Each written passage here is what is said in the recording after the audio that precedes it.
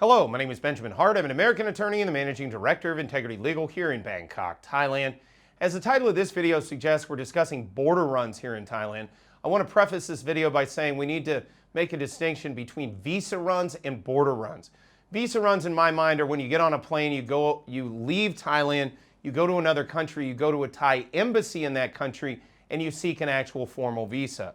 A border run is when you cross a land border and return to Thailand in an effort to just get stamped out so that you don't fall into overstay, and then stamped back in for a new round of lawful status. These are kind of two different things.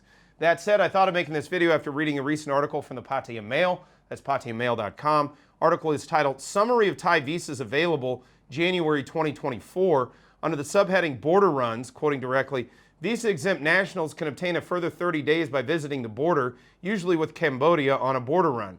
That said, Laos is a possibility, even in certain instances Myanmar, although Myanmar, be very careful with that. It's a very limited subset of situations where you're going to be able to do border runs into Myanmar. And if you're way down south, you may be able to do a border run into Malaysia and back.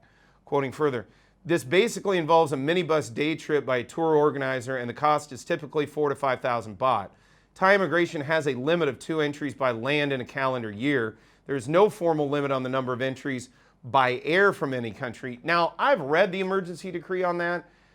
I don't know that that's really a good distinction to always make. In my opinion, the rule of thumb is 2 air, land, sea border runs a year.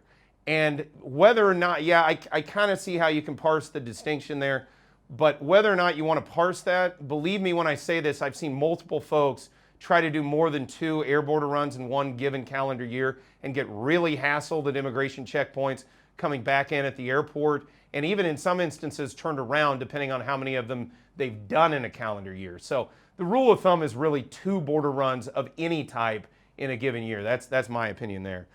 Quoting further, although there will be problems if an individual tries to, quote, live in Thailand by too frequent arrivals at the Thai airport without an authorized prearranged visa. Yeah, again, as we've discussed in other videos, Thai immigration gets very, very, how shall we say, touchy about folks who are clearly staying for prolonged periods of time in Thailand, just using border runs as a means and method of doing that. So again, the rule of thumb is 2 a year.